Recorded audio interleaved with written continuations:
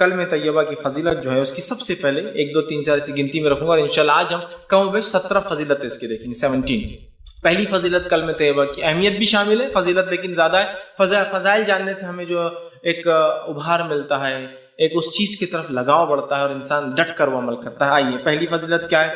جس کی موت اس کلمے پر ہو جائے وہ جنت میں جائیں گے۔ یہ پہلی فضیلت ہے اس کلمے کی، لا الہ الا اللہ کی فضیلت۔ سبحان اللہ، پہلی فضیلت یہ ہے جو یہ پڑھ لے جنت میں جانے والا ہے۔ بس پڑھ لے کا معنی پھر سمجھ لینا، کنڈیشن اور اپلائیڈ۔ پڑھ لے مطلب اس کے تقاضوں کو پورا کرے، اس کے مطابق زندگی گزار لے، جنت میں جائیں گا۔ آئیے پہلی چیز، رسول اللہ صلی اللہ علیہ وسلم فرماتے ہیں، صحیح بخاری کی روایت، آپ نے فرمایا اور کہا ما من عبد قال لا الہ الا اللہ، جب کوئی بندہ یا ایسا کوئی بندہ نہیں ہے جو یہ کہتا ہے لا الہ الا اللہ، نہیں کوئی معبود برحق سوا اللہ کے، آپ نے ثم مات علی ذالک، اور اسی پر اس کی موت آ جاتی ہے جو وہ کہہ رہا تھا کہ نہیں کوئی معبود سوا اللہ کے، برحق سوا اللہ کے، ذالک الا دخل الجنہ، تو وہ سیدھا جنت میں چلا جائیں گا۔ نہیں کوئی ایسا بندہ اللہ کا جو یہ کہہ دے لا الہ الا اللہ، اس کے تقاضوں کو پورا اس زندگی گزار لے، وہ مرنے کے بعد سیدھا دخل الجنہ، جنت میں چلا جائے گا۔ جو اس کلمے کے مطابق زندگی گزارے اور اس کی موت اس کلمے پر ہو جائے، وہ جنت میں جانے والا ہے۔ میں نہیں سمجھتا ہوں اس سے بڑی کوئی فضیلت اور کسی کلام کی ہو سکتی ہے کہ جس کلام کو انسان زندگی میں پڑھ لے اور اس کلام کے مطابق، اس کلمے کے مطابق، اس سینٹنس کے مطابق اس زندگی گزرے اور اس کلمے کے ساتھ وہ مر جائے، دنیا سے چلا جائے، دخل الجنہ، جنت میں وہ جانے والا ہے۔ کتنی اہم فضیلت ہے نا، جو اس کلمے کو پڑھ کے اس کے مطابق عمل کر لے، تقاضوں پہ جنت میں جائیں گا۔ یہ بہت بڑی فضیلت ہے، یاد رکھیے۔ آئیے اسی طرح اس کلمے کی دوسری فضیلت جو آتی ہے وہ یہ ہے، یہ کلمہ نجات کا ذریعہ ہے، یہ کلمہ نجات کا ضامن ہے، یہ کلمہ سکسیس کی گارنٹی ہے۔ پہلا تو جنت میں جانے کا ہے، دوسرا سکسیس چاہیے، کامیابی چاہیے، کامیابی دنیا کی اور کامیابی آخرت کی، جس کو بھی چاہیے اسے یہ کلمہ پڑھنا، اس لیے کہ یہ کلمہ ضمانت ہے کامیابی کی، سکسیس کی۔ نبی اکرم صلی اللہ علیہ وسلم فرماتے ہیں، مسند احمد کی روایت، آپ نے فرمایا اور کہا من قیل من الکلمۃ، آپ نے فرماتے جو میرا لائے ہوا کلمہ پڑھ لے، ٹھیک۔ اس کے پیچھے ایک پس منظر یہ آتا ہے کہ ابوبکر صدیق رضی اللہ عنہ نے ایک مرتبہ آپ صلی اللہ علیہ وسلم سوال کیا اور پوچھا، دریافت کیا، کوشچن کیا کہ اس دین میں نجات کا ذریعہ کیا ہے، اسلام میں نجات کا ذریعہ کیا ہے، مطلب کس چیز کو آپ یہ کہیں گے کہ یہ نجات کا ذریعہ ہے؟ تو آپ صلی اللہ علیہ وسلم نے ان کے سوال کے جواب میں کہا اور فرمایا جو میرا کلمہ جو میں نے لایا ہوں، لا الہ الا اللہ، نہیں کوئی معبود برحق، نہیں کوئی عبادت کے لائق برحق سوا اللہ کی، جو یہ کلمہ پڑھ لے، قبول کر لے، جس کو میں نے اپنے چچا ابو طالب پر پیش کیا تھا اور اس نے اس کا انکار کر دیا تھا، وہ کلمہ ماننے والے کے لیے نجات ہے۔ کون سا کلمہ پڑھنے والے کے لیے نجات ہے؟ آپ سب سے سوال کیا ہو رہا ہے، اے اللہ کے رسول اس دین میں نجات کا کیا ذریعہ ہے، سکسیس کا کیا ذریعہ؟ تو فرمایا جو کلمہ میں لایا ہوں، لا الہ الا اللہ، جو میں نے اپنے چچا پر بھی پیش کیا تھا، افسوس میرا چچا اس چیز پر ایمان نہیں لایا، جو اس کلمے کو پڑھ لے تو تمہارے سوال کا جواب ہے، نجات کا یہ کلمہ ذریعہ ہے۔ کلمہ توحید لا الہ الا اللہ، کلمہ طیبہ لا الہ الا اللہ، کلمہ شہادت لا الہ الا اللہ نجات کا ذریعہ ہے۔ نہیں کوئی معبود برحق، کیوں تو عبادت تو بہت ساری چیزوں کی لوگ کر رہے ہیں نا، اس لیے ہم کہہ رہے ہیں نہیں کوئی معبود برحق، وہ عبادت تو کرتے ہیں لوگ چیزوں کی لیکن وہ برحق نہیں ہیں، وہ صحیح نہیں ہے سوا اللہ، سمجھ رہا؟ تو یہاں آپ نے فرما رہے نجات چاہیے ابو بکر تو وہ کلمہ پڑھو جو میں لایا تھا، اپنے چچا پر پیش کیا تھا، لا الہ الا اللہ، تو جنت میں تم جاؤ گے، وہ نجات کا ذریعہ، کامیابی کا ذریعہ بن جائیں گا۔ کون سا کلمہ؟ جو آپ صلی اللہ علیہ وسلم نے اپنے چچا کے اوپر جو ہے پیش کیا تھا، ٹھیک۔ اسی طرح اس کلمے کی تیسری فضیلت یہ آتی ہے کہ یہ کلمہ دنیا کی مصیبتوں سے نجات کا ذریعہ ہے۔ سبحان اللہ، جنت میں جانے کا ضامن، دنیا میں کامیابی کا ضامن اور آخرت میں نجات کا ذریعہ۔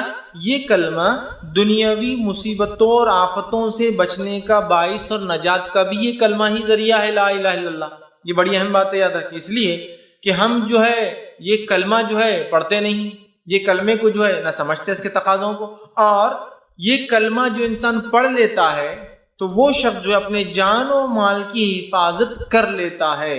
مطلب دنیا میں جو مصیبتوں سے میں نے کہا نجات کا ذریعہ وہ یہ ہے کہ جو شخص یہ کلمہ پڑھتا ہے وہ اپنی جان و مال کو محفوظ کر لیتا ہے، جب تک کہ وہ نہ کہہ دے لا الہ الا اللہ، نہیں کوئی معبود برحق سوا اللہ کے، اللہ فمن قالها فقد اسم منی، جس نے یہ کہہ دیا اس نے اپنی جان اور مال مجھ سے بچا لیا۔ اس لیے میں کہہ رہا ہوں کلمہ توحید لا الہ الا اللہ پڑھنے والے کی جان اور مال محفوظ رہتی ہے، سمجھ رہا؟ جان اور مال اسی کیا ہوتی ہے؟ محفوظ رہتی جو کلمہ توحید کو پڑھتا ہے۔ اسی وجہ سے میں نے یہ بات لائی، ٹھیک؟ تو وہ اس نے میرے بچا لی، اللہ بحقی وحسابہ علی اللہ، اور حق کے ساتھ ہم ان کی جان نہیں لے سکتے، اور اگر ان کے دل میں کچھ غیر غلط ہوگا تو اللہ کے پاس ان کا معاملہ ہے، ہم اس معاملے میں گرفت نہیں ہوتی۔ مطلب اگر کسی کے دل میں کوئی چھپا ہو، کوئی منافق ہو تو وہ تو اس کا معاملہ ہے، ورنہ ہمارا تو معاملہ ختم ہو۔ تو گویا کلمہ توحید لا الہ الا اللہ پڑھنے سے دنیا میں مصیبتوں اور پریشانیوں سے اور قتل و غارتگی سے انسان بچتا ہے۔ چوتھا فائدہ اور فضیلت اس کلمہ توحید کی وہ یہ ہے، یہ کلمہ طیبہ جو ہے یہ جڑ ہے اور باقی سارے اعمال جو ہے وہ شاخیں ہیں۔ کلمہ طیبہ اسلام کی ایکچوئل جڑ ہے۔ اسلام اگر ایک جھاڑ ہے تو کلمہ طیبہ لا الہ الا اللہ جڑ ہے، روٹس ہے، اور اس کے بعد جتنے عمل، نماز، روزہ، زکوٰۃ، حج، اچھائی کا حکم دینا، برائی سے روکنا، صدقات اور خیرات کرنا اور نیکی کرنا اور جہاد کرنا اور جو کچھ ساری چیز کی شاخ ہیں۔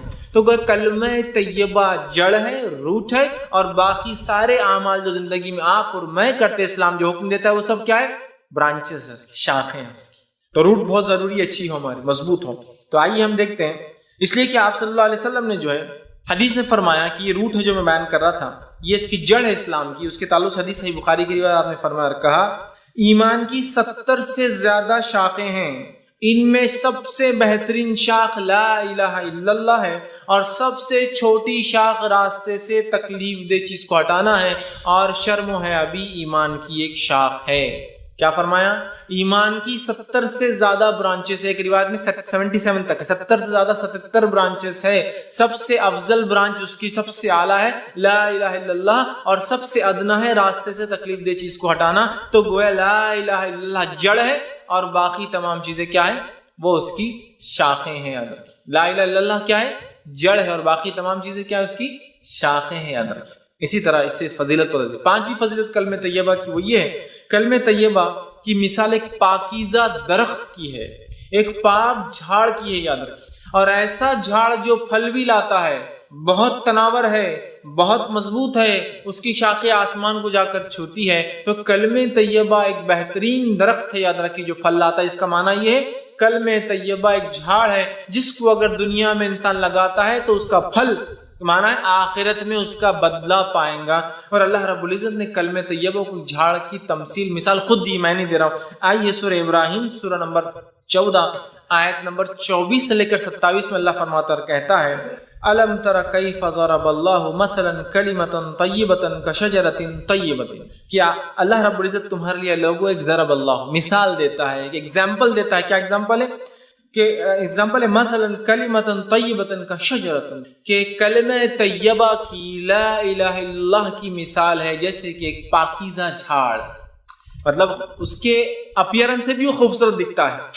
ایک کاٹے جھاڑ کو آپ پاکیزہ جھاڑ نہیں کہیں گے، ایک بدبو دار جھاڑ کو آپ پاکیزہ جھاڑ نہیں کہیں گے، ایک بدنما جھاڑ کو آپ پاکیزہ جھاڑ نہیں کہیں گے، ہے نا، ایک ہلکا زمین پہ بالکل ایک دم گرنے پہ ایسے جھاڑ کو آپ پاکیزہ نہیں کہیں گے۔ تو اللہ فرما رہا ہے الم تر کیف، اللہ تمہارے لیے لوگوں کیسی مثال دے رہا ہے، سنو، ضرب اللہ مثلا کلمۃ، تمہارے لیے مثال ہے کلمہ طیبہ کی، کشجرۃ طیبۃ، ایک پاکیزہ جھاڑ کی ہے، اصلها ثابت وفروها فی السماء، جس کی زمین میں جڑیں دھسی ہوئی ہے، مضبوطی سی گڑی ہے، اور جس کی شاخیں فروہا فی السماء، آسمان کو چھوتی جائے۔ سبحان اللہ، کیا جھاڑ! جو لوگ کاشتکاری کرتے ہیں ایسے جھاڑ کو دیکھ کر کتنی خوشی ہوتی ہے نا کسی بھی انسان کو۔ کاشتکاری نہیں بھی کرتے ہیں، آپ راستے سے جا رہے ہیں، بڑا جھاڑ دکھتا ہے، بہت جڑیں اور خوب اونچی شاخیں، تو آپ بھی 2 منٹ گاڑی روک کے بولتے ہیں کیا بہترین جھاڑ ہے۔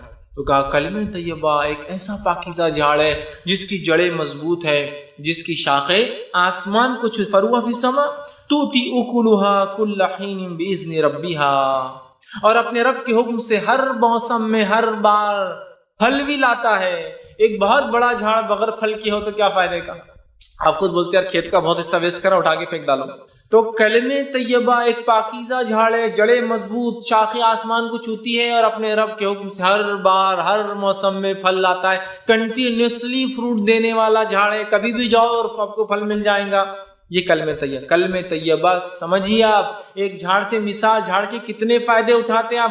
کچھ جھاڑ کو اگر پتے نہ ہو شاخیں نہ ہو تو آپ جڑ سے فائدے اٹھاتے ہیں, اس کی چھال سے فائدے اٹھاتے ہیں. کئی کھانوں میں چھالیں استعمال ہوتی ہے, کئی دواؤں میں چھالیں استعمال ہوتی ہے. اس کی شاخیں بڑی ہو تو آپ کاٹ سکتے ہیں, پھر وہ بڑھیں گی. اس کے پھل آتے ہیں تو اس جھاڑ کی آپ خدمت کریں گے, اس کے پھل سے آپ پیسہ کمائیں گے. کلمہ طیبہ سوائے نفع کے اور کچھ نہیں دینے والا ہے ہم کو. اس لیے جھاڑ کی مثال, کیونکہ جھاڑ کا ہر پارٹ جو ہے نفع بخش ہوتا ہے. بتائیے آپ جھاڑ کا کون سا پارٹ نفع بخش نہیں؟ جڑیں نکل رہی تو کبھی کوئی دانت اس سے مانج رہا ہے, کبھی کوئی دوا بن رہی ہے, کبھی کسی چیز میں استعمال ہو رہا ہے نا. کبھی چھالیں ہو رہی تو آپ کھانے میں ڈال رہے ہیں. دار چینی کیا ہے؟ وہ بھی ایک چھال ہے. بہت سے لوگ مختلف کھانے اس سے بناتے ہیں. لکڑی نکل جائے تو جلانے میں کام آتی ہے, کشتیاں بنتی ہے, دکان بنتے ہیں, گھر بنتے ہیں, مکان بنتے ہیں, سامان بنتا ہے. اگر پتے ہیں تو جانور ہمارے کھا کے فائدہ اٹھاتے ہیں. پھول لاتا ہے تو خوشبو ہوتی ہے, دوائیں بنتی ہے, کیا کچھ نہیں ہوتا. اس طرح پھل لاتا ہے تو پھل بیچ کے نفع کمایا جاتا, پھل کھا کے فائدہ اٹھایا جاتا, پھل سے بیج نکلتے, بیج سے اور جھاڑ لگایا جا سکتا ہے. جھاڑ کبھی بھی نفع بخش ہوتا ہے کسی بھی صورت میں. سوکھا جھاڑ بھی ٹوٹ کے پڑا ہے تو بھی کام کا, اس لیے جلانے میں کام آتا ہے. تو کلمہ طیبہ پڑھنے والے کو کبھی نقصان نہیں ہوگا, اس لیے کہ وہ ایک ایسی چیز کو مان رہا ہے جو ایسا درخت ہے جس کی زمین کے اندر جڑیں گڑی, آسمان کو اس کی شاخیں چھوتی ہے. اور خاص بات تو یہ ہے پھلدار بھی ہے. اگر اتنا بڑا درخت پھل نہ لائے تو آدمی مطلب اکھاڑ دو, دوسرا کچھ لگا دو, چھوٹا پھلدار ہوگا. پھل بھی لاتا ہے ایوری سیزن, ہر موسم میں. آگے اللہ نے فرمایا باذن ربی, اللہ کے حکم سے لاتا ہے. وَيَضْرِبُ اللَّهُ الْأَمْثَالَ لِلنَّاسِ لَعَلَّكُمْ يَتَذَكَّرُونَ, اللہ مسلمانوں اے لوگوں تمہارے لیے مثال بیان کرتا ہے, ٹھیک, تاکہ تم غور و فکر نصیحت حاصل کرو. يَتَذَكَّرُونَ, سوچو اس پر. کیسی مثال ہے کلمہ طیبہ کی. آئیے آگے. وَمَثَلُ كَلِمَةٍ خَبِيثَةٍ كَشَجَرَةٍ خَبِيثَةٍ اجْتُثَّتْ مِنْ فَوْقِ الْأَرْضِ مَا لَهَا مِنْ قَرَارٍ, اور کلمہ خبیثہ کی, لا الہ الا اللہ کے خلاف جتنے کلمے ہیں جو شیطان کی طرف سے ہوتے ہیں, اللہ نے فرمایا مثل کلمۃ خبیثۃ کشجرۃ, کہ کلمہ شیطان کے کلام کی, کلمہ لا الہ الا اللہ کی جتنی باتیں اس کے علاوہ کہی جا رہی ہے ان کی مثال ایسی ہے کشجرۃ خبیثۃ, اور بہت برے جھاڑ کی, جس کو دیکھنا بھی نہیں. کشجرۃ طیب, اس کو دیکھنا بھی پسند ہے. کلمہ طیب برا جھاڑ جس کو دیکھنا بھی ہے نا, کچھ جھاڑوں کو آپ کو دیکھتے لگتا ہے ان کو دیکھنا بھی اچھا نہیں, میں دیکھ کے کاٹے آنکھ پہ آ رہے, اتنا گندا جھاڑ ہے نا, تو بیکار جھاڑ ہے. تو کہا اس کی مثال بیکار جھاڑ کی ہے. اور آگے فرمایا اس کی جڑیں بھی اندر نہیں جاتی, جو کھوکھلی ہے پوری زمین پہ اکھڑی ہوئی, جس کو دیکھ کر ہی آپ کو لگ رہا ہے یہ کچھ ٹکنے والا جھاڑ نہیں ہے, زیادہ آندھی طوفان مصیبتوں میں کام نہیں آنے والا, اس کو سہارا لینا بولے تو یہ اپنے اوپر گرنے والا ہے. اور وہ قرار بھی نہیں ہے, وہ ایسا جھاڑ ہے کہ کبھی بھی گر سکتا ہے. آپ کو دیکھ کر اس کی جڑوں کی ڈھیلا ایسا لگ رہا ہے کبھی بھی گر سکتا ہے. اللہ فرمایا ما لہا من قرار, رک بھی نہیں سکتا ہے. تو یہ یاد رکھیے, یہ دو کلام کی اللہ رب العزت نے جو ہے مثال دی. تو کلمہ طیبہ ایک ایسا جھاڑ ہے, لا الہ الا اللہ ایک ایسا جھاڑ ہے جس کی شکل, صورت, لذت, خوشبو اور نفع انسان اٹھا سکتا ہے, دیکھتے ہی سمجھ میں آ رہا ہے. دوسرا فائدہ, اس کی جڑیں زمین کے اندر مضبوطی سے جمی ہے, جس کی وجہ سے انسان کو پتا ہے کہ آندھی اور طوفانوں میں یہ جھاڑ ہماری مدد کرے گا, یہ ہم پر گرنے کے بدلے ہم اس کے سپورٹ میں جا سکتے ہیں. تیسرا فائدہ, اس کی شاخیں آسمانوں کو چھوتی ہے, بلند پھیلی ہوئی ہے, مطلب بہت بڑا جھاڑ ہے.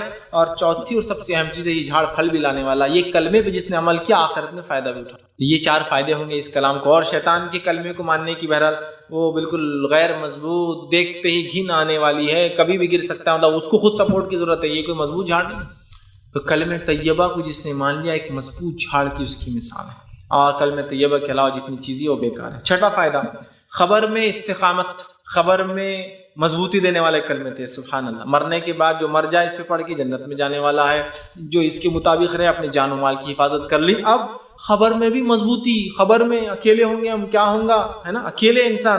آئیے جو ہے مسند بزار کی یہ روایت ہے, ماں عائشہ رضی اللہ عنہا فرماتی ہے, آپ نے سوال کیا اللہ کے رسول, میں ایک کمزور عورت ہوں. عورتیں ویسے بھی کمزوری ہوتی ہے نا مردوں کے مقابلے میں. تو وہ فرماتی اور کہتی ہے, میں ایک عورت ہوں اور میں ضعیف ہوں اللہ کے رسول, میں کمزور ہوں, بہت ڈرتی ہوں, جلدی ڈر لگ جاتا ہے, جلدی پریشان ہو جاتی ہوں. عموماً ہوتا ہے عورتوں میں یہ صفت ہے, جلدی ڈر جاتی ہے, جلدی پریشان ہو جاتی ہے. تو ماں عائشہ رضی اللہ عنہا نے بھی وہی سوال کیا اللہ کے رسول, میں ایک عورت ہوں, بہت جلدی پریشان ہو جاتی ہوں, اور جب جو ہے مرنے کے بعد خبر کے اندر جو ہے جب میں جاؤں گی اور منکر نکیر آئیں گے تو میرا کیا حال ہوگا, جبکہ میں اکیلے ہوں گی منو مٹی نیچے. آپ اندازہ لگائیے, یہ ایک ہال ہے, اس ہال سمجھو کہ رات میں پروگرام ہو رہا ہے, اور اللہ نہ کرے لائٹ چلی جائے, عورتیں بھی اوپر بیٹھی, اچانک لائٹ چلی گئی, اور باہر کوئی چاندنی رات بھی نہیں, بدلی آئی, بادل ہے خوب, اور لائٹ چلے جائے, تو کیسی تھرتھراہٹ چھوٹ جاتی ہے. معلوم ادھر بھی عورتیں بیٹھی, ادھر بھی عورتیں بیٹھی, ادھر بھی مرد بیٹھے, ادھر بھی مرد بیٹھے, لیکن ادھر کا بیٹھنے والا آدمی ادھر والے کو چپک جاتا ہے نا. لائٹ جاتے ہی ایک عورت دوسرے عورت کا ہاتھ پکڑ لیتی, وہ خود جھنڈلا کہہ رہے چھوڑو ہم خود پریشان لائٹ جانے سے, ہے نا, خوف, ڈر, حالانکہ ہم 100 لوگ بیٹھے ہیں، ہم 50 لوگ بیٹھے ہیں اور لائٹ چلے گا اندھیرے ڈر، تمہیں عائشہ کہتی اللہ کے رسول خبر منو مٹی نیچے، ساتھ کوئی نہیں ہے، لوگوں نے مٹی ڈال دی تو ایک روشنی آنے کی بھی جگہ نہیں، ایک ٹمٹپانے والا چھوٹا دیا بھی نہیں ہے، اور میں ایک ضعیف کمزور عورت، اور جب منکر نکیر میرے سامنے آ جائیں گے اور آ کر پوچھیں گے من ربو کا، میں کیا جواب دوں؟ ایک روایت میں صحابہ نے کہا اللہ کے رسول یہ منکر نکیر اتنی خوفزدہ حالت میں آئیں گے، زمین کو اپنے دانتوں سے پھاڑتے ہوئے آئیں گے، جن کے دانت بیلوں کی سینگوں کے اتنے ہوں گے، آنکھیں بڑی بڑی اور لال ہوں گی، اور گرجدار آواز میں زمین کو پھاڑ کر آئیں گے، انداز لگا کیسی مخلوق، اور کہیں گے من ربو کا، اور جن کی آواز کڑک کی بجلی جیسی ہوں گی۔ کڑک کی بجلی سے تو اچھے لوگ گھبرا جاتے جب کڑکے تو ہے نا، آواز کڑک کی بجلی جیسا، من ربو کا۔ صحابہ نے کہا ہم تو پتھر کے بت بن جائیں گے، مٹی کے بت، مطلب ہماری تو کیفیت نہیں ہوگی بولنے کی۔ یہ ہماری عائشہ نے بھی یہ سوال کیا ہم تو جم جائیں گے، ہم تو کچھ نہیں کہہ پائیں گے۔ تو آپ صلی اللہ علیہ وسلم نے یہ آیت تلاوت کی جو سورہ ابراہیم سورہ نمبر 14 آیت نمبر 27 تھی۔ اللہ نے فرمایا یثبت اللہ الذین آمنوا بالقول الثابت فی الحیاۃ الدنیا وفی الآخرۃ ویذل اللہ الظالمین ویفعل اللہ ما یشاء۔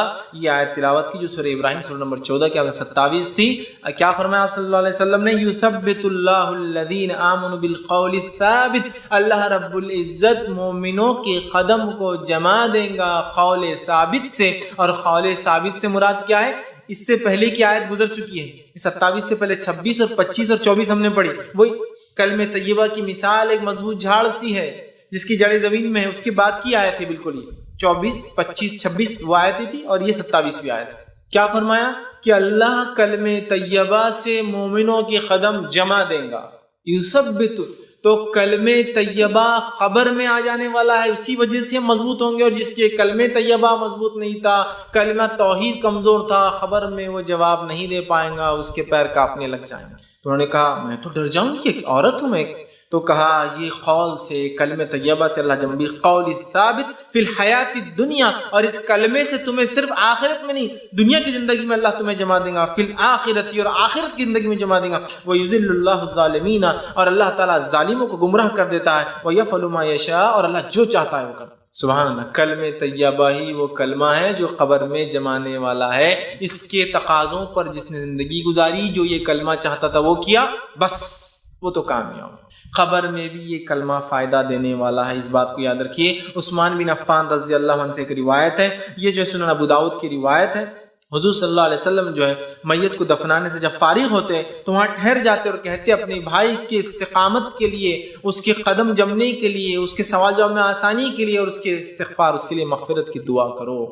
سوال و جواب میں آسانی کے لیے دعا کرو اور استغفار کرو، تو گویا حکم دیا گیا دعا کرنا چاہیے میت کے لیے کہ اللہ اس کے سوال جواب میں آسانی کرے دفنانے کے بعد، اور اس کے جو ہے استغفار، اس کے گناہوں کو معاف کرے، یہ ہمیں کرنا چاہیے۔ یاد رکھیے، یہ بات بڑی اہم چیز ہے، یاد رکھیے۔ اسی طرح جو ہے 7واں فائدہ ہے، جامع ترمذی کی روایت ہے، اور 7واں جو فائدہ ہے، بہرحال 7واں جو فائدہ ہے اس کلمے کا، اس کی فضیلت ہے، یہ سب سے بہترین ذکر ہے۔ آپ صلی اللہ علیہ وسلم نے فرمایا کہا، جامع ترمذی کی روایت ہے، حدیث کا الفاظ اس طرح سے آپ نے فرمایا کہا، آپ نے فرمایا تمام ذکر میں سب سے افضل ذکر لا الہ الا اللہ ہے، اور تمام دعاؤں میں سب سے افضل دعا الحمدللہ ہے۔ سب سے افضل ذکر کیا ہے؟ لا الہ الا اللہ، اس سے افضل کوئی ذکر نہیں، یاد رکھ لیجیے۔ لا الہ الا اللہ سب سے افضل ذکر ہے، ہم اپنی زندگی کا معمول بنا دیں، لا الہ الا اللہ، لا الہ الا اللہ، اٹھتے بیٹھتے سوتے جاگتے کھاتے پیتے آتے جاتے، بس ایک ورد لگا رہے زبان پہ، لا الہ الا اللہ، لا الہ الا اللہ، لا الہ الا اللہ۔ سب سے بہترین ذکر لا الہ الا اللہ، سب سے بہترین دعا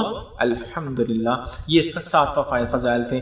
8ویں فضیلت اس کلمے کی اور کلام کی، کلمہ طیبہ جو شخص پڑھے گا روز قیامت نبی اکرم صلی اللہ علیہ وسلم کی شفاعت کا مستحق ہوں گا۔ پڑھے گا سے مراد اس کے تقاضوں کے ساتھ عمل کر کے دنیا سے گیا ہو، اسی پر قائم تھا، تو آپ شفاعت سفارش کریں گے۔ صحیح بخاری کی روایت ہے، آپ صلی اللہ علیہ وسلم فرمایا کہا، جو اس کلمے کو سچے دل سے پڑھیں گا رسول اللہ صلی اللہ علیہ وسلم کی شفاعت حاصل ہوں گی۔ آپ فرماتے اسعد الناس بشفاعتی یوم القیامت من قال لا الہ الا اللہ خالصا من قلبہ ونفسہ، جس شخص نے میری شفاعت کا مستحق روز قیامت وہ انسان بنے گا، وہ سعادت مند انسان ہوگا جس نے سچے دل سے اپنے نفس میں ہی صحیح یہ کہا ہوگا لا الہ الا اللہ، میری شفاعت ہوں۔ نبی اکرم صلی اللہ علیہ وسلم ایسے شخص کی شفاعت سفارش گزارش کریں گے اللہ کے سامنے جس نے کیا پڑھا ہوگا؟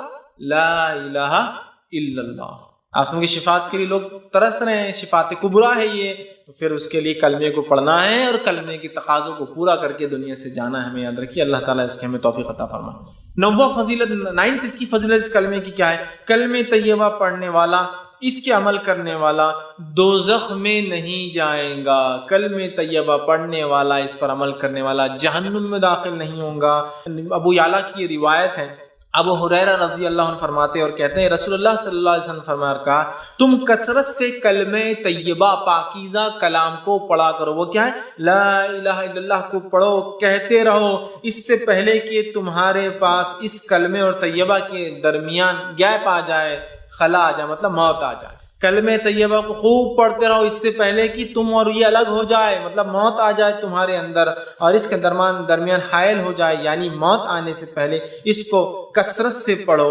اور جو موت کے وقت اس کلام کو پڑھتا ہے، آگے حدیث کے الفاظ ہے، جو موت کے وقت اس کلام کو پڑھتا ہوا مر جائے انشاءاللہ جنت میں جائیں گا. اسی لیے میں نے کہا جہنم سے، دوزخ سے اس کی نجات ہے جس نے کلمہ طیبہ پڑھا. کثرت سے پڑھو اس سے پہلے کہ موت آ جائے، اور جس کا خاتمہ اسی پر ہو جائے لا الہ الا اللہ پر، تو وہ شخص جو ہے جنتی ہوں گا. اللہ رب العزت ہم تمام کو یہ توفیق دے کہ ہم لوگوں کا خاتمہ اسی کلمے پر ہو. جس کا خاتمہ اس کلمے پہ ہو لا الہ الا اللہ، بس وہ جنت میں جائیں گا. آپ نے فرمایا. اسی طرح آپ آگے فرماتے ہیں، مسند احمد کی روایت میں آتا ہے رسول اللہ صلی اللہ علیہ وسلم فرمایا میں ایک ایسا کلمہ جانتا ہوں جو اس کو سچے دل سے پڑھا اور مر جائے تو دوزخ کی آنکھ اس پر حرام ہو جائیں گی. صحابہ نے کہا کیا کلمہ ہے؟ تو کہا لا الہ الا اللہ. دوزخ کی آنکھ حرام. یہ کلمہ بڑا اہم کلمہ ہے.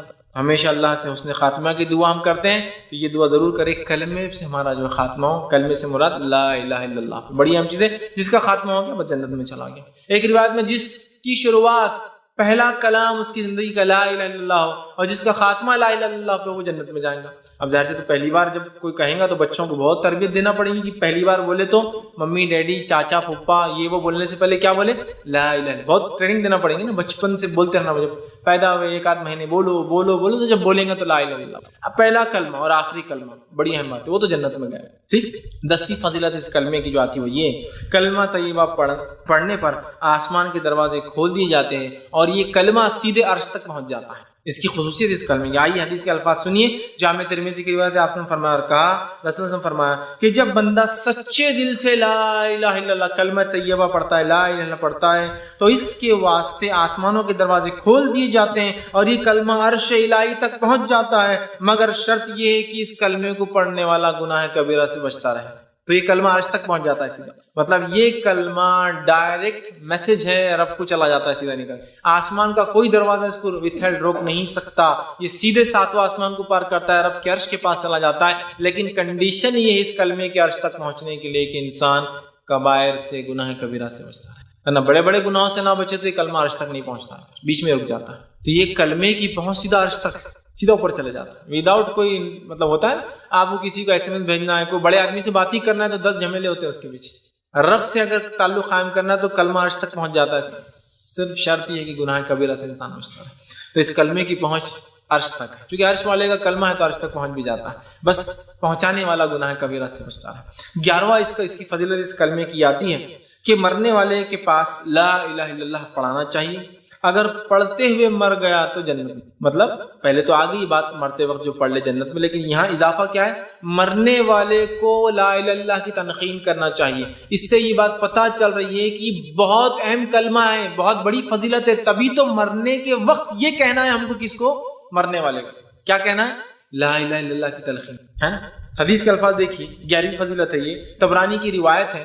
آپ صلی اللہ علیہ وسلم فرما رکھا ہے، نبی اکرم نے فرمایا اور سامنے کہا کہ لا الہ الا اللہ جس نے پڑھا وہ اس کلمہ طیبہ کو سن کر خود بھی پڑھے. مطلب آپ نے فرماتے ہیں جو مرنے والے کے پاس جائے اور اس کے پاس جا کر لا الہ الا اللہ پڑھے اور اس مرنے والے کو تلقین کرے، خود بھی پڑھے اور اس کو تلقین کرے، اگر یہ موت کے وقت پڑھتا ہوا مر گیا تو جنت میں ہوگا. صحابہ نے سوال کیا، رضوان اللہ تعالی اجمعین نے سوال کیا کہ عرض کیا رسول اللہ صلی اللہ علیہ وسلم اگر کوئی تندرستی کی حالت میں اس کو پڑھے تو آپ نے کہا پھر تو یہ سب سے اچھی چیز ہے، لیکن جب کوئی مرنے کے وقت ہو تو ہم اس کے پاس جائیں، جا کر اس کو لا الہ الا اللہ لا الہ الا اللہ لا الہ الا اللہ کہیں، ہمارے پڑھنے سے ہو سکتا ہے اس کے زبان سے بھی وہ لفظ نکلے لا الہ الا اللہ، تو وہ ایسا انسان جس کا کلام لا الہ الا اللہ آخری اور اس پر اس کی موت آ جائے وہ جنت میں جانے والا ہے۔ تو میت کے پاس لا الہ الا اللہ کی تلقین کرنا ہے، زمین جائیداد کا نہیں پوچھنا ہے، پراپرٹی کس سے ڈسٹریبیوٹ نہیں پوچھنا ہے، وہ زمین کا کیا کرنا ہے، یہ پلاٹ کچھ نہیں پوچھنا ہے ان سے، بچوں کی شادی کیسے کریں گے کچھ نہیں پوچھنا ہے سوائے اس چیز کی تلقین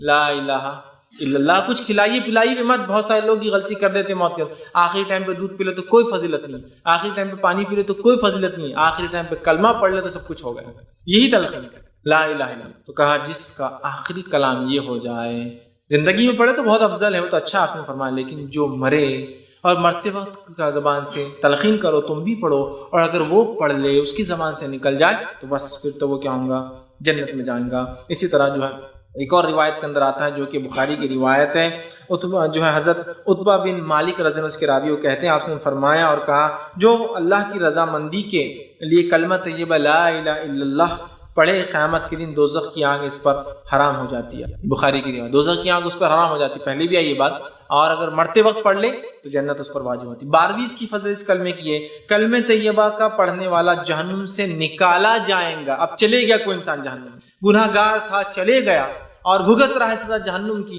تو نکلنے کا سامان بھی کلمہ طیبہ ہے، مرتے وقت پڑھ لے تو جنت، پڑھ لیا تو جہنم حرام ہو گئی، موت کے وقت پڑھا جانا چاہیے، قبر میں آ کے کلمہ آپ کو جو ہے ثابت قدم رکھیں گا، مر گیا انسان گناہ گار تھا، گناہوں کی سزا بھگت رہا ہے، لیکن اگر کلمہ طیبہ پڑھا ہوں گا تو نکلنے کا راستہ باقی ہے، ابھی اس نے اپنے لیے راستہ باقی رکھا۔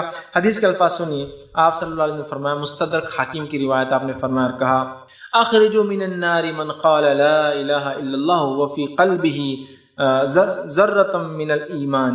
اللہ رب العزت روز قیامت کہیں گا فرشتوں سے، اے فرشتوں اخرجوا من النار، نکال لاؤ ناک سے ان لوگوں کو، کن لوگوں کو، من قال لا الہ الا اللہ، جس مطلب لوگ نکلتے جائیں گے سائے بھگت کے، لیکن اللہ ایک ٹائم اعلان نہیں کرے گا، نکال لو بس ان لوگوں کو جہنم سے جس نے کیا کیا ہو، من قال لا الہ الا اللہ، جس نے لا الہ الا اللہ کہا ہو، فی قلبہ، زبان سے نہ بھی کہا ہو تو دل میں تو کہا ہو، کم از کم ایسا بھی لالا اٹھا کر۔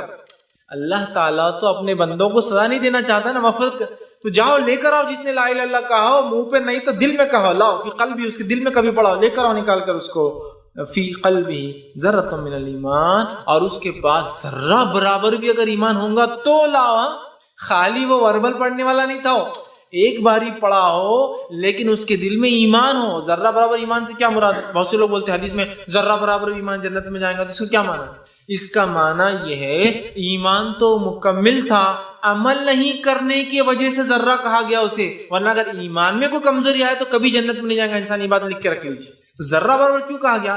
ایمان تو مکمل ہو اس کا، لیکن عمل نہیں کرنے کے ذرہ کے لفظ استعمال کیے۔ بہت سے لوگ بولتے ہیں اپن ایمان کیسا برے چل رہا، ذرہ کا لفظ ہے نا، ذرہ تو ہے اپنے پاس، نہیں، ذرہ سے مراد ایمان مکمل تھا، جیسا ہونا ویسا تھا، لیکن اعمال نہیں ہونے میں ذرہ کہا جا رہا ہے اس حدیث میں۔ تو کہا ذرہ برابر ایمان ہو اور دل میں لا الہ الا اللہ کہا ہو، اس کو نکال کے لاؤ، اخرجوا من النار من قال لا الہ الا اللہ، نکال لاؤ اس کو جس نے لا الہ الا اللہ کہا ہو۔ پھر آگے فرمایا وذکرنی، اور میرا کبھی ذکر کیا ہو، وخافنی فی مقام، اور کبھی میرے سامنے کھڑے ہونے سے ڈرا ہو، ان سب کو لاؤ، دل میں پڑھا ہو، کبھی منہ سے کہا ہو، اور میرا ذکر کیا ہو کبھی، اور میرے سامنے کھڑا ہونے سے ڈرا ہو، یہ سب لوگوں کو نکال کے لاؤ اور فرشتے جا کر نکال کے لائیں۔ 13واں فائدہ اس کلمے کا لا الہ الا اللہ کی فوائد اور اس کے فضائل جو ملتے ہیں وہ یہ ہے، جو شخص 10 مرتبہ اس کلمے کو پڑھیں گا وہ اس کی مثال ایسی ہے جیسے کہ اس نے جو ہے 4 غلاموں کو آزاد کیا۔ حدیث میں الفاظ میں آپ فرماتے ہیں جو شخص لا الہ الا اللہ وحدہ لا شریک لہ لہ الملک ولہ الحمد وہو علی کل شیء قدیر، لیکن اس میں بھی لفظ لا الہ الا اللہ وحدہ لا شریک، نہیں کوئی معبود حق سوا اللہ رب العزت کے، وحدہ وہ ایک ہے، لا شریک لہ اس کے ساتھ کوئی شریک نہیں، اس کا کوئی ہمسر نہیں، اس کا کوئی برابر نہیں، اس کے لائق عبادت میں نہیں ہے، اس کی کوئی صفات نام اور صفات کسی کے ویسے نہیں ہے، لا شریک کوئی شریک نہیں، لہ الملک اسی کے لیے ساری ملکیت ہے، والحمد تمام تعریف ہے اسی کے لیے، وہو علی کل شیء قدیر وہ ہر چیز پر قادر ہے۔ جو اس کو پڑھ لیں گا 10 مرتبہ پڑھیں گا تو اس کو ایسا ثواب ملیں گا جیسے اس نے اسماعیل علیہ السلام کی اولاد سے 4 غلاموں کو آزاد کیا ہو۔ اسماعیل علیہ السلام کا حسب اور نسب یہ دنیا کا سب سے پاکیزہ حسب اور نسب ہے۔ آپ صلی اللہ علیہ وسلم نے فرمایا آدم سے لے کر مجھ تک میری نسب میں کسی نے زنا نہیں کیا۔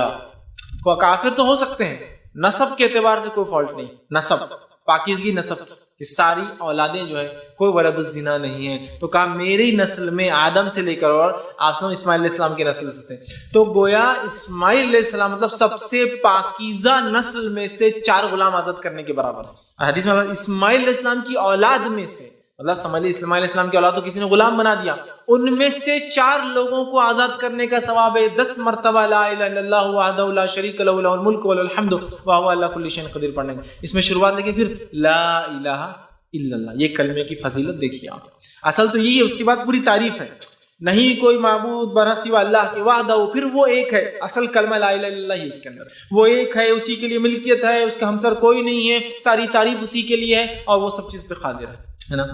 یہ 13واں فائدہ تھا۔ 14 بینیفٹ لا الہ الا اللہ کا پڑھنے کا، اس کا فضیلت واتی ہوئی یہ اس کلمہ طیبہ میں اسم اعظم ہے، اللہ کا وہ اسم ہے، وہ نام ہے جو نام اللہ کو سب سے زیادہ پسند ہے، اور جس نام کے وسیلے سے جب دعا کی جاتی تو اللہ دعا کو رد نہیں کرتا۔ بہت سے لوگ بولتے دعائیں مانگے تو کیا وسیلہ لے، یہ وسیلہ ہے اسم اعظم۔ آپ نے کیا فرماتے سنیے، حدیث مسند احمد کی حدیث کا الفاظ اس طرح سے آپ نے فرمایا کہا جو اسم اعظم کے ساتھ دعا کریں گا اللہ تعالیٰ اس کی دعا قبول فرمائیں گا۔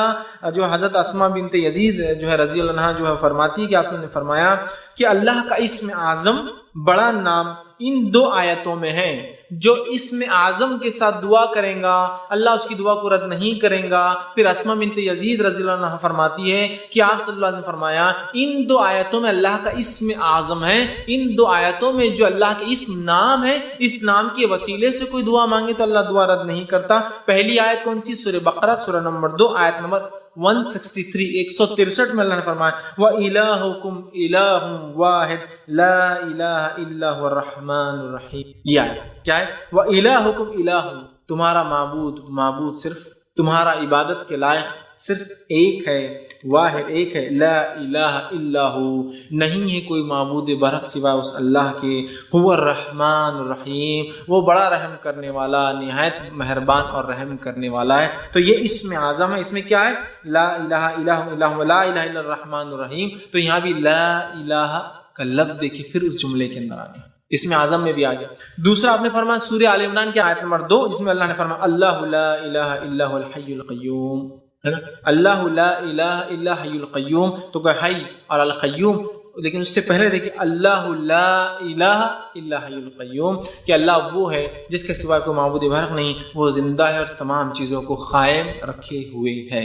پھر آگے لا الہ الا اللہ اسم اعظم، تو لا الہ الا اللہ کی فضیلت دیکھیے، جو لا الہ الا اللہ کے ساتھ اللہ کی دوسرے اسماء و صفات جوڑ کر جو ان آیتوں میں آ رہے دعا کرتا ہے اس کی دعا رد نہیں ہوتی۔ کتنی بڑی فضیلت ہے لا الہ الا اللہ کی۔ آئیے اسی طرح جو ہے لا الہ الا اللہ کی 15ویں فضیلت، کلمہ توحید کی 15ویں فضیلت، کلمہ طیبہ کی 15 فضیلت کیا ہے؟ وہ یہ کلمہ طیبہ مشکل کشائی اور قاضی الحاجت ہے۔ مشکل کشائی، پریشانی، حاجت روائی کے لیے اس کلمے کو پڑھنا چاہیے۔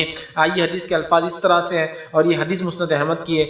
حضرت سعد رضی اللہ عنہ فرماتے اور کہتے ہیں رسول اللہ صلی اللہ علیہ وسلم نے فرمایا حضرت ذوالنون سے مراد یونس علیہ السلام، ٹھیک، آپ فرماتے اور کہتے ہیں حضرت ذوالنون جو ہے یونس علیہ السلام نے مچھلی کے پیٹ میں اللہ سے ایک دعا کی، اگر وہ یہ دعا نہ کرتے تو مچھلی قیامت تک یونس کو لے کر وہیں سمندر میں گھومتی رہتی۔ اگر یونس علیہ السلام یہ دعا نہ کرتے تو قیامت تک وہ مچھلی ان کو پیٹ میں لے کر گھومتی رہتی۔ اور وہ کیا دعا تھی جو مشکل کشائی میں جو یونس علیہ السلام نے کی؟ لا الہ الا انت سبحانک انی کنت من الظالمین، یہ دعا تھی جو انہوں نے کی۔ بہت سے لوگ اس کو آیت کریمہ بولتے ہیں، جلالی آیت بولتے ہیں۔ یہ آیت جو ہے ہر بار پڑھنا، کریمہ مطلب کرام، مطلب اکرام، جس کی وجہ سے اللہ کرم کرتا ہے۔ جلالی مطلب اللہ رب العزت اس آیت کے پڑھنے کے بعد جلال میں آ جاتا ہے، دعاؤں کو سنتا ہے، یہ معنی ہوتا ہے۔ بہرحال تو اگر یونس علیہ السلام نے کیا دعا کی تھی، لا الہ الا انت سبحانک انی کنت من الظالمین، لا الہ الا انت، نہیں کوئی معبود برحق اللہ سوائے تیرے، سبحانک تیری ذات پاک ہے کہ میں نے خطا کی بغیر سوچے سمجھے، بغیر تیرے فیصلے کی، یہ سوچا قوم اب گناہ کریں گی تو عذاب آئیں گا، نکل آیا سبحانک تیری ذات پاک ہے، انی کنت من الظالمین، اللہ میں ہی یقیناً خطا کاروں میں اس میں نے غلطی کی کہ تیرے حکم کے بغیر چلا آیا۔ یونس علیہ السلام نے کیا غلطی کر لی تھی؟ خطا کیا تھی ان کی کہ جب قوم کو دعوت دی، لگا کہ قوم ایمان نہیں لائیں گی، بادل آئے جو عذاب کے تھے، یونس علیہ السلام کو لگا کہ اب بادل اب عذاب لانے والے اور بغیر اللہ کے حکم میں نکل کے چلے گئے، جبکہ ہوا کیا؟ قوم یونس ایک ہی قوم ہے پورے قرآن میں جس نے عذاب کو پہچان لیا کہ عذاب ہے، باقی ساری قومیں وہ غرق ہوں گی۔ جیسا کہ سمود کے پاس ہوا، اور یہ ہوا تو فائدے لانے والی، پولینیشن ہوگا، کیڑے آئیں گے، جھاڑ لگیں گے، وہ یہ سوچ رہے ہیں۔ کسی نوح علیہ السلام کے بادل آئے تو ڈرے بارش ہوں گی، کھیتی باڑی ہونے والی، وہ سوچ رہے ہیں۔ یونس علیہ السلام کی قوم ایک ہی قوم ہے قرآن میں، جب بادل دیکھے سمجھ گئے عذاب کے ہیں، یہ بادل خوشخبریاں نہیں لائے ہیں، دیکھتے ہی توبہ کر لی، ایک ہی قوم ہے جس نے توبہ کی عذاب کو دیکھے، باقی ساری قومیں عذاب کو پہچان نہیں سکی اور ہلاک ہو گئی۔ اب قوم نے توبہ کر لی، یونس علیہ السلام چلے گئے پہلے ہی نکل کے، اللہ نے پھر سزا دی، اس لیے کہ اللہ اپنے نیک بندوں سے تھوڑی بھی خطا پسند نہیں کرتا ہے، سمجھ رہے آپ؟ سب سے اچھے اسٹوڈنٹ سے ٹیچر تھوڑی بھی غلطی پسند نہیں کرتا ہے، ایک غلط اسٹوڈنٹ کو تو چھوڑ ہی دیتا ہے بھائی اس کو چلو ٹھیک ہے معاف کرتے رہیں گے، لیکن ایک سنسیئر اسٹوڈنٹ سے چھوٹی سی مسٹیک بھی برداشت نہیں کرتا ہے۔ تو اللہ رب العزت کے برگزیدہ نبی ہے تو چھوٹی سی مسٹیک بھی اللہ نے وہ نہیں کی، خطا پکڑ لی کہ آپ جاؤ مچھلی کے پیٹ میں، ڈبا دیا اس کشتی کی جس میں جا رہے تھے اور آئی مچھلی نکل کے لے گئی۔ تو آپ سے فرماتے ہیں کہ اگر یونس یہ نہ پڑھتے تو اللہ تعالیٰ قیامت تک گھماتے رہتے ہیں یونس علیہ السلام کو۔ پھر آپ نے کہا رسول اللہ آگے فرماتے ہیں جو مسلمان اس آیت کریمہ کو پڑھ کر دعا کرے اللہ تعالیٰ اس کی دعا قبول فرمائیں گا۔ پھر آگیا نا جملہ کیا؟ لا الہ الا انت سبحان، آگیا پھر لا الہ الا اللہ، لا الہ الا اللہ کی برکات فضائل اتنے زیادہ ہیں جس کی کوئی انتہا۔ آئیے 16 بینیفٹ، 16ویں فضیلت لا الہ الا اللہ کی کیا ہے؟ کلمہ طیبہ پر اسلام کی بنیاد قائم ہے، اسی کلمے پر اسلام ٹکا ہوا ہے پورا۔ آپ سنیں گی کئی حدیثیں اتنی ہے کہ کسی کوئی انتہا نہیں کہ بنی الاسلام علی خمس، اسلام کی بنیادیں 5 چیزوں پر ہے۔ شہادت لا الہ الا اللہ وان محمد رسول اللہ، گواہی دے تو کہ اللہ کے سوا کوئی معبود برحق نہیں اور میں محمد صلی اللہ علیہ وسلم کا رسول ہوں۔ تو کلمہ طیبہ، اور آپ دیکھیے کوئی بھی مسجد میں چارٹ ہوتا ہے شہادت، نماز، روزہ، زکوٰۃ، حج، ایک جھاڑ اس کو 5 پھول بتاتا ہے، بنیاد فاؤنڈیشن ہے یہ اسلام کی، اور ان 5 میں سے بھی لا الہ الا اللہ سب کا بیس ہے۔ روزہ بھی تب قبول جب کلمہ صحیح، توحید صحیح، نماز بھی جب قبول جب توحید صحیح، زکوٰۃ بھی جب قبول جب توحید صحیح، سب چیزیں جب بھی قبول، حج بھی تبھی قبول جب توحید صحیح۔ تو یہ بیس ہے، تو کلمہ طیبہ فاؤنڈیشن ہے، بیس ہے اسلام کا، جس کا یہ غلط اس کا پورا اسلام غلط، جس کا یہ صحیح پورا اسلام صحیح۔ 16 بینیفٹ فضیلت، پورا اسلام اس پر ٹکا ہے۔ تو کلمہ طیبہ کو معنی کو سمجھنا، اس کے مطابق زندگی گزارنا، یہ ہماری ضرورت ہے، ورنہ ہم ناکام کہلائیں گے آخرت میں۔ 17واں فائدہ اور آخری فائدہ جو آج رکھوں گا اس کی فضیلت کلمہ طیبہ کی، لا الہ الا اللہ کی، وہ کیا ہے؟ کلمہ طیبہ کا وزن بڑا بھاری ہے، اس کی اتنی بڑی فضیلت۔ آئیے کیا فضیلت ہے کہ موسیٰ علیہ السلام جیسے نبی بھی پریشان ہو گئے اس کی فضیلت سنیے۔ آئیے حدیث کے الفاظ اس طرح سے، صحیح ابن حبان کی روایت ہے، نبی اکرم صلی اللہ علیہ وسلم فرماتے اور کہتے ہیں موسیٰ علیہ السلام نے ایک مرتبہ دیکھا سارے ہی لوگ لا الہ الا اللہ کہتے ہیں، میں نبی ہوں، میں کچھ ایکسٹرا کرنا چاہتا ہوں، مجھے کچھ الگ ملنا چاہیے۔ تو ایک مرتبہ اللہ سے کوشچن کیا، سوال کیا اور کہا اے پروردگار، اے دنیا کائنات کو چلانے والے، آپ مجھے کوئی ایسے کلمہ سکھا دیجئے کہ جس کو پڑھ کر میں آپ کو یاد کرتا رہوں۔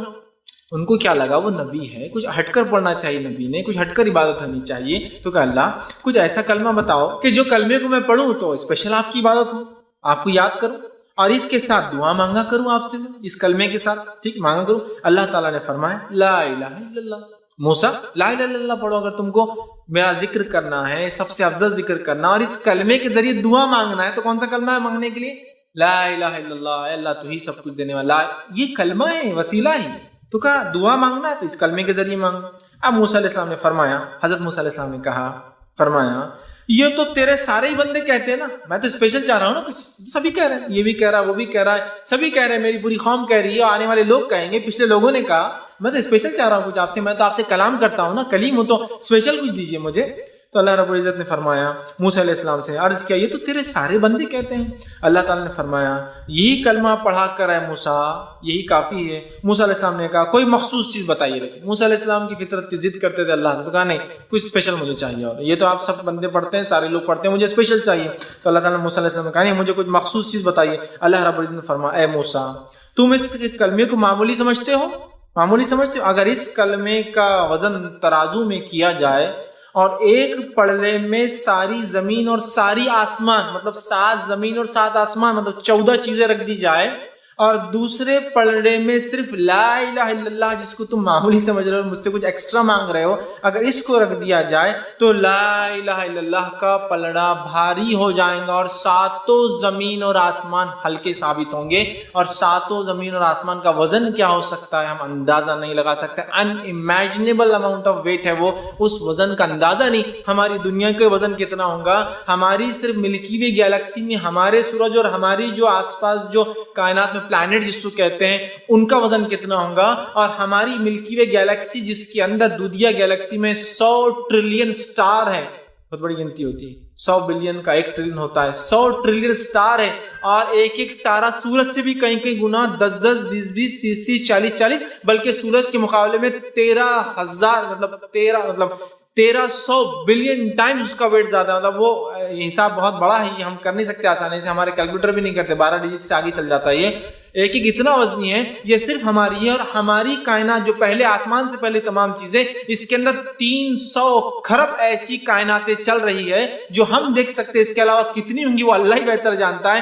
یہ سب پہلے آسمان سے پہلے کی بات ہو رہی ہے، ابھی پہلا آسمان باقی ہے، دوسرا تیسرا، تو 7 آسمان اور 7 زمین وہ 14 چیزیں ایک پلڑے میں ہیں، ڈال دی جائے، اور صرف ایک پلڑے میں لا الہ الا اللہ ڈال دیا جائے تو منہ سے یہ پلڑا بھاری پڑ جائے گا۔ یہ اس کی فضیلت لا الہ الا اللہ کی۔ تو کیا یہ فضیلت صرف پڑھنے سے ہے؟ نہیں میرے بھائیوں، پڑھ کر اس کے تقاضوں کو پورا کر کے ساری زندگی توحید پر گزار کے اسی پر مرنے پہ ملتی ہے فضیلت۔ یہ کلمہ بہت بھاری کلمہ جو ہمیں مل چکا ہے، یاد رکھیے، اس کا فائدہ اٹھانے کی ضرورت ہے۔ آئیے آگے ایک اور واقعہ سنیں، بڑا پیارا واقعہ ہے اور مسند احمد کی روایت۔ آپ صلی اللہ علیہ وسلم فرماتے ہیں، میری امت کا ایک شخص جو شخص ہوگا، اس شخص کو سب کے سامنے لایا جائے گا، ایک شخص اس امت سے، امت محمدی سے لایا جائے گا، سب کے سامنے لایا جائے گا، اس کے اعمال کے 99 دفتر ہوں گے، 99 رجسٹرز فل ہو چکے ہوں گے، اور 99 کے 99 رجسٹرز گناہوں سے فل ہوں گے، اس کے اتنا گنہگار۔ میری امت کا ایک شخص لایا جائے گا جس کے 99 دفتر ہوں گے، حساب کتاب کے رجسٹرز ہوں گے، ہر دفتر کو جب اس کے سامنے کھولا جائے گا تو ایک دفتر زمین سے لے کر آسمان تک کھل جائے گا، جہاں تک نظر جائیں گے اس کا دفتر کھلا ہے کھلا ہے کھلا ہے کھلا ہے اور کھلا ہے، اتنا بڑا دفتر، مطلب ایک اس کا رجسٹر جس میں اس کے نام اعمال فرشتوں نے لکھے ہیں، ایک دفتر جب کھولا جائے گا تو زمین اور آسمان کے اتنا جہاں تک نظریں جائیں گے وہ دفتر کھلا ہوگا، اور اس میں اس کے گناہ لکھے ہوئے ہوں، تو 99 رجسٹر بھرے ہوں گے اس کے صرف گناہ سے، 99 دفتر، حدیث میں الفاظ ہے۔ اللہ سبحانہ تعالیٰ اس سے فرمائے گا اور اس سے کہیں گا، کیا تو ان دفتروں میں سے کسی دفتر اور کسی فرشتے کی لکھی ہوئی چیز کا انکار کرتا ہے، ڈینائل کرتا ہے کہ میں نے گناہ نہیں کیا؟ کہیں گے اللہ نہیں، میں ایک چیز کا بھی تجھ سے انکار نہیں کر سکتا ہوں کہ گناہ میں نے نہیں کیا، مطلب میں نے سب کیا ہی گناہ۔ 99 رجسٹرز گناہوں سے فل ہے، ایک دفتر زمین سے آسمان کے بیچ میں کھلا ہے، سارے گناہوں سے بھرے۔ اللہ پوچھیں گا، بندے تجھ پر کوئی ظلم تو نہیں ہو رہا ہے نا، میرے فرشتوں نے کوئی بات غلط تو نہیں لکھی ان دفتروں میں سے، چیک کر۔ وہ کہیں گے اللہ ایک بات بھی تیری فرشتوں نے غلط نہیں لکھی، سب کیا میں نے، واقعی میں اتنا گناہ تھا۔ انکار اقرار کر لیں گا، وہ کہیں گا دفتر کا انکار کرتا ہے، وہ لکھنے والے نگران فرشتوں سے تجھ پر کوئی ظلم کیا ہے؟ تو وہ شخص کہیں گا اور اللہ تعالیٰ سے فرمائیں گا، اے اللہ تیرے فرشتوں سے کوئی خطا اور غلطی نہیں ہوئی میرے پروردگار۔ پھر اللہ تعالیٰ فرمائیں گا، کیا تجھے کوئی عذر ہے؟ کیا تو کوئی پیش کر سکتا ہے ایک عذر کہ نہیں ایسا نہیں اللہ، ایسا تھا تو ایسا کیا؟ وہ کہیں گے اللہ مجھے کوئی عذر نہیں، میں نے گناہ کیے ہے، میں کیا بولوں تجھے، نہ میرے پاس کوئی عذر ہے، نہ تیرے فرشتوں نے کوئی مسٹیک کی رائٹنگ میں، سب صحیح ہے جو انہوں نے لکھا ہے، میں تھا اتنا گناہگار، 99 دفتر میرے گناہوں سے جو بھرے واقعی میں نے کیے۔ اللہ تعالیٰ فرمائیں گا ہاں میرے پاس تیری ایک نیکی لیکن باقی ہے، چونکہ آج کا دن تجھ پر کوئی ظلم نہیں کیا جائے گا، آج کا دن تجھ پر کوئی ظلم نہیں کیا جائے گا، تیری ایک نیکی ہے جو میرے پاس پڑی ہے وہ بھی دے دیتا ہوں تجھے، 99 دفتر تو دیکھ ہی رہا ہے، ایک نیکی اسی دیے جائیں گے جس کے لیے حدیث میں الفاظ آتا ہے بطاخہ۔ بطاخہ ویسے جو لوگ گلف جاتے ہیں ایک آئی ڈی کو بولتے ہیں بطاخہ، کہتے ہیں چھوٹے سے کور، اس پہ کچھ لکھ کے دیا جاتا ہے، جا کے بتا دو میرا نام بطاخہ، تو اس کو حدیث بطاخہ بھی بولتے ہیں۔ تو اس کو ایک چھوٹا سا آئی کارڈ اللہ ایسا چھوٹا سا دیں گا، چٹھی دیں گا، کہیں گا ایک ہی نیکی ہے تیری ملتی ہے، چونکہ آج ظلم تو نہیں ہوگا، 99 دفتر کھلے گناہ کے، نیکی بھی تیری لیکن ہے، تو وہ ایک چھوٹا سا کور جو بند ہوگا لفافہ، ایک چھوٹی چٹھی ہوں گی اس کو دی جائیں گی، تیرا ایک نیکی باقی تھی، یہ ایک نیکی تو لے لے، ٹھیک ہے، اور ہاں تیری ایک نیکی جو میرے پاس ہے تو اس نیکی کو لے لے اور قیامت کے دن تجھ پر کوئی ظلم نہیں کیا جائے گا، جو تیرے گناہ ہے اس کی سزا دی جائیں گی، جو تیری نیکیاں وہ بھی تجھے دی جائیں گی نا، ایسا نہیں کہ اتنے گناہ تو تیری ایک نیکی نہیں، لے تیری نیکی دی جائیں گی۔ اور اس کے بعد وہ نیکی کو لیں گا، پھر ایک پرچہ نکالا جائے گا جس میں جو ہے وہ جو پرچہ ہوگا، جو پرچے کو وہ انسان کھولے گا، اس پرچے میں لکھا ہوگا اشہد ان لا الہ الا اللہ و اشہد ان محمد عبدہ و رسولہ، یہ لکھا ہوا ہوگا۔ اس نے زندگی میں ایک بار گواہی دی تھی کہ میں گواہی دیتا ہوں کہ اللہ کے سوا کوئی معبود برحق نہیں، اور میں گواہی دیتا ہوں کہ محمد صلی اللہ علیہ وسلم اس کے بندے اور رسول ہے۔ بندے اور رسول، اور بندہ انسان ہوتا ہے، عبد کہتے ہیں انسان کو، بندے اور رسول ہے کہ انسان ہے اور اس کے رسول ہے، یہ اس میں لکھا ہوگا۔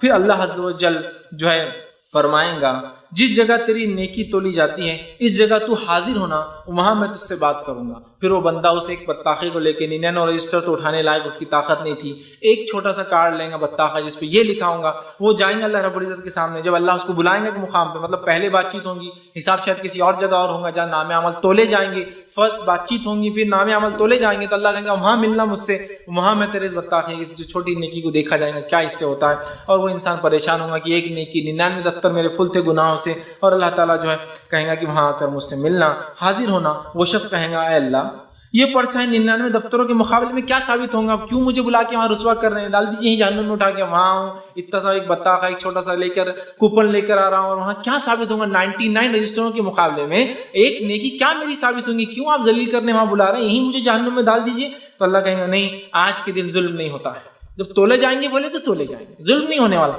تو تم وہاں آ جانا، اور وہ جو ہے آج تیرے ثواب میں کوئی کمی نہیں ہوگی، جتنا کیا اتنا تو دینا ہی پڑے گا، لہٰذا تیرا بطاخہ تولا جائے گا اور دیکھا جائے گا اس کے سامنے، اور پھر وہ چھوٹی سی چٹھی جو اس کے پاس ہوں گی وہ لے کر جائیں گا جس میں کلمہ طیبہ پڑھا ہوں گا زندگی میں سچے خالص دل سے ایک باری سے وہ لکھی ہوئی ہوں گی، اس پہ لے کے آئیں گے، اور چنانچہ کلمہ طیبہ والا جو ہے ترازو لگایا جائے گا، اور ایک پلڑے میں کلمہ طیبہ رکھ دیا جائے گا اور دوسرے پلڑے میں اس کے سارے 99 دفتر گناہوں کے رکھ دیے جائیں گے۔ آپ صلی اللہ علیہ وسلم فرماتے اور کہتے چنانچہ جو ہے وہ تولا جائیں گا اور اس دن کمی نہیں ہوگی، تو کلمہ طیبہ والا پلڑا اس کا بھاری پڑ جائے گا 99 دفتروں گناہوں کے مقابلے میں، چونکہ اس نے ایک بار سچی گواہی دی تھی اللہ کے بارے میں، تو 99 اس کے دفتر جو گناہوں کے تھے ہلکے پڑ جائیں گے، اور ایک کلمہ اس کا پلڑا بھاری رکھا جو ہے بھاری پڑ جائے گا، پرچے کے ایک جو ہے پلڑے میں رکھا جائے گا اور نام اعمال کے 99 دفتر دوسرے پلڑے میں رکھے تولے جائیں گے، تو دفتر والا پلڑا جو چھوٹا ہے وہ ہلکا پڑ جائے گا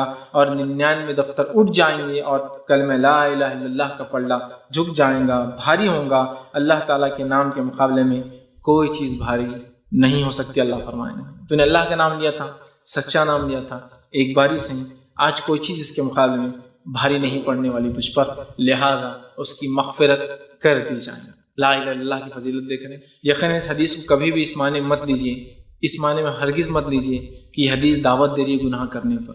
اس نے گناہ کیے تھے، اس نے خطائیں کی تھی، لیکن اس کے اپنے رب سے معافی تھی، اور اس کے پاس لا الہ الا اللہ سچے دل سے بولا گیا باقی تھا۔ میں اور آپ نہیں جانتے واقع میں، اور گناہ یاد رکھیے جو ہو جاتے ہیں ایک الگ چیز ہے، گناہ کرنا جان بوجھ کے یہ اللہ کے خلاف ضد ہے، یاد رکھیے، یہ سرکشی کہتے ہیں۔ معلوم ہے اس کے عذاب نہ ہے کہ آؤں گا دیکھا جائے گا کریں گے، نہیں، اس نے کیے، وہ نادم تھا، اس نے توبہ کی ہوں گی، اللہ نے توبہ قبول کر لی تھی، اور اس ایک کلمے کے مقابلے میں اس کو معاف کر دیا۔ سمجھیے اس بات کو، اور نہ بولیں گے یہ تو دعوت ہے گناہوں کی، نہ، یہ دعوت نہیں ہے حدیث، یہ حدیث بتا رہی ہے اس نے سب کچھ جاننے کے بعد بھی گناہ کیے، لیکن اپنے رب سچی معافی مانگی، اور نیکی کچھ تھی تو وہ اس کا عقیدہ تھا جو بالکل صحیح تھا، چھوٹا سا ایک چٹھی میں تھا، لیکن وہ چھوٹی چٹھی بھاری ہے کہ تو اس پہ اللہ کا نام تھا، اور باقی گناہ ہلکے پڑ جائیں گے چونکہ اس نے توبہ بھی کی ہو۔ اس بات کو سمجھیے، ورنہ اس معنی کو جو ہے بھدے انداز میں حدیثوں کو مت لیا کیجیے کہ گناہ معاف ہو جائیں گے، نہیں، اور گناہوں کو جان بوجھ کے کرنا سرکشی، یاد رکھیے، تو اللہ تب تو نہیں معاف، جو سرکشی معلوم ہونے کے بعد بھی کر رہا ہے، مطلب رول بنائے بانے کے بعد توڑنے کو آپ بول رہے ہیں فائن بھر دوں گا، نہیں، یہ نہیں ہوتا اسلام میں، بہرحال تو اس کو معاف کر دیا جائے گا۔ تو کلمہ طیبہ میں چونکہ اللہ کی وحدانیت، اس کی توحید ہے، اس کا ایک ہونا ہے، اس کا نام ہے اللہ جو سب سے اس کو پیارا نام ہے، اور اسی نام سے اس نے اپنے آپ کو پکارا کئی بار، تو بہرحال وہ ہے، اس وجہ سے پلڑا بھاری ہو جائے گا۔ تو کلمہ توحید صرف کلام نہیں، ایک جملہ نہیں ہے، کلمہ توحید ایک زندگی جینے کا طریقہ ہے، یاد رکھیے۔ جس نے اس پہ زندگی گزاری سچے دل سے اس کو پڑھ کر وہ کامیاب رہا، اور جس نے زندگی گزاری اس کو چھوڑ کر اس کے معنوں کو چھوڑ کر، اس کے تقاضوں کو پورا نہ کر کے وہ کامیابی کے بارے میں سوچے بھی نہ، یاد رکھیں سوچے بھی نہ کامیابی کے بارے میں۔ تو بہرحال یہ بہت ضروری ہے کہ ہم کلمہ توحید کا سچے دل سے اقرار کریں، جو اس کا حق ہے اس کو ادا کریں، اس کے مطابق اپنی زندگی گزاریں۔ مسند احمد کی روایت ہے، آپ نے فرمایا اور کہا من کان آخر کلام لا الہ الا اللہ دخل الجنہ، جس کا آخری کلام لا الہ الا اللہ ہوگا وہ جنت میں جائیں گا۔ ہم بھی کوشش کریں آخری کلام اگر ہمارا لا الہ الا اللہ ہو، ہم چاہتے ہیں اس کلمے کو خوب ورد کریں اور اس کلمے کے مطابق اس کے تقاضوں کو پورا کرنے میں زندگی بتا دیں، بس دونوں چیزیں ایک ساتھ، کلمہ بھی ہے اس کے تقاضوں کو پورا کرنے پوری زندگی کھپا دیں بس، تو پھر اس کا آخری کلام لا الہ الا اللہ ضرور ہوگا، وہ جنت میں جائیں گا۔ اور صحیح مسلم کی ایک روایت میں آپ نے فرمایا اور کہا لقنوا موتاکم لا الہ الا اللہ، اپنے میت کو، مرنے والوں کو لا الہ الا اللہ کی تلقین کیا کرو، یہ بڑی اہم چیز ہے۔ میں انشاءاللہ اپنی بات کو آخر میں جو ہے ایک واقعے سے ختم کرتا ہوں۔ ایک محدث تھے، حافظ ابن ابی حاتم نے اپنی کتاب میں لکھا ہے، ایک محدث جن کا نام ابو زرع رحمۃ اللہ علیہ آتا ہے، اور ان کے انتقال کا وقت قریب آ گیا۔ جب ان کا انتقال کا وقت قریب آیا تو لوگوں نے ان سے وہی کہا اپنے موتا کو تلقین کیا کرو لا الہ الا اللہ کی۔ لوگ آئے اور تلقین کرنے لگے لا الہ الا اللہ پڑھو، تو انہوں نے جو ہے ابو زرع رحمۃ اللہ علیہ نے اس حدیث کو پڑھنا شروع کیا، وہ بطاخ والی حدیث، اس حدیث کو پڑھا، چونکہ محدث تھے، اور اس کے سند کے ساتھ پڑھا۔ اس سے پتہ چلتا ہے اسلاف کے نزدیک صرف متن نہیں، حدیث کی سند بھی بڑی اہمیت رکھتی ہے۔ تو پوری سند پڑھی، سند پڑھنے کے بعد حدیث کا متن پڑھنے لگے، اور حدیث کا متن پڑھتے پڑھتے جب وہاں ہے جو شخص کو بطاخہ ملا اور اس پہ لکھا تھا لا الہ الا اللہ، جب اس جملے پہ پہنچے تو وہاں ان کی روح پرواز ہو۔ پوری حدیث پڑھی، حدیث میں راوی پڑھے، راوی پڑھنے کے بعد جب وہاں ان کے جملے آئے کہ اللہ نے کہا کہ تیرے پاس ایک بطاخہ، اس پہ لکھا لا الہ الا اللہ، جب لا الہ الا اللہ پر پہنچے تو ان کی روح پرواز کر گئی اور اسی کے ساتھ ان کی موت آ گئی۔ تو ظاہر سی بات ہے انہوں نے اپنی زندگی پوری کلمے پہ گزاری ہوں گی، زندگی ان کی اس کے مطابق ہوں گی، اس حدیث کے مطابق ہوں گی۔ تو بہرحال اس حدیث کا شوق اور روایت کرنے کا اور راوی کو بیان کرنے کا شوق اور ان کی کلام دیکھیے پورا کر کے اس حدیث کے اس جملے پہنچے گی کہ اللہ میں نے اگر 99 دفتر بھی میرے گناہ کے ہوں گے تو اس حدیث کو مرنے سے پہلے میں تجھے یاد دلانا چاہتا ہوں کہ میرا بھی معاملہ یہ کرنا کہ لا الہ الا اللہ کی وجہ سے ان 99 دفتر اگر گناہ کے ہوں گے بھی تو میرے معاف کر دینا۔ اور اس جملے پر آ کے لا الہ الا اللہ پر ان کی وفات ہوئی، ان کا انتقال ہوا اور وہ دنیا سے چلے گئے۔ تو ہم تمام کو چاہیے اللہ رب العزت سے ہمیشہ دعا کریں کہ اللہ سبحانہ تعالیٰ ہمارا حسن خاتمہ کرے اور ہمیں جو ہے موت سے پہلے یہ کلمہ ضرور بھی ضرور نصیب کرے جس کو لا الہ الا اللہ کہتے ہیں، لا الہ الا اللہ محمد رسول اللہ، یہ کلمہ ہماری زبان پر ہو۔ جس شخص کو اگر ایسی موت آ جائے جس نے اپنے آخری جملے اور کلام میں لا الہ الا اللہ محمد رسول اللہ پڑھا، میں نہیں سمجھتا ہوں اس سے بہتر اور اس سے اچھی موت کسی کی بہرحال ہو سکتی ہے۔ ہمیں چاہیے اپنے حسن خاتمہ کی ہم دعا کریں اور اللہ سے ضرور دعا کریں کہ اللہ ہمارا خاتمہ جو ہے ضرور جو ہے اس کلمے پہ لا الہ الا اللہ محمد رسول اللہ پہ ہو۔ لیکن میرے بھائیوں اس کلمے کے کچھ تقاضے ہوتے ہیں، ان تقاضوں کو بھی پورا کرنا ضروری ہے، صرف کلام یا صرف جملہ اصل نہیں ہے، جملے کے ساتھ کچھ اعمال ہے وہ کرنا ہے۔ تو ہمیں اپنی زندگیوں کو اس کلمے کے مطابق لا الہ الا اللہ محمد رسول اللہ، اللہ کے حکم اور رسول کے حکم کا گزارنا۔ یہ تو کلمہ ہم چاہ رہے ہیں نا آخر میں جو پڑھ رہے ہیں وہ تو خالی جملہ ہے، لیکن اس سے پوری زندگی لگی ہے۔ گویا یہ ایک وہ ہوتا ہے نا کہ پانی کے اندر جو برف ہوتا ہے اس کی ایک نوک، آئس برگ جس کو اس کی ایک نوک ہے، نیچے پورا پہاڑ ہوتا ہے، اس کا پہاڑ جو ہوتا ہے زمین پہ اتنا اونچا ہوتا ہے، نوک ہوتی ہے، لیکن اصل سائنس کہتی ہے وہ پہاڑ نیچے کئی گنا بڑا ہوتا ہے۔ تو بس یہ تو لا الہ الا اللہ ایک جملہ ہے، لیکن اس کے پیچھے پوری زندگی لگی ہے۔ محمد رسول اللہ ایک جملہ ہے، لیکن پوری زندگی اس نبی کے طریقے پر، یہ اصل چیز ہے۔ تو جس نے اپنے رب کو مانا، اس کے مطابق عمل کیا، اور جو اپنے آخری نبی کو مانا، اس کے مطابق کیا، لا الہ الا اللہ محمد رسول اللہ، بس یہ دو شخصیات ہیں، ان کے مطابق زندگی، اس کو شریعت کہتے ہیں، شریعت کے مطابق زندگی گزر جائے۔ اللہ کے کلام اور محمد صلی اللہ علیہ وسلم کے کلام دونوں ملا کے بنتی ہے شریعت، قرآن اور حدیث۔ جس نے اس کے مطابق گزارا بس وہ تو کامیاب رہا۔ تو ہمیں اگر کامیابی چاہیے، ایسی موت چاہیے، ایسا خاتمہ چاہیے تو لا الہ الا اللہ کو زندگی بنا لے اور لا الہ الا اللہ کے مطابق زندگی ہو۔ ہماری زندگی پہ کوئی لوگ، کوئی سماج، کوئی قوم اثرات نہ ڈالے، بلکہ صرف اور صرف اس کلمے کا اثر اور اس نبی کا اثر ہماری زندگی اور زندگی سے چھلکے کہ ہاں واقعی میں نبی کے اور اس رب کے ماننے والے جس نے انہیں پیدا کیا۔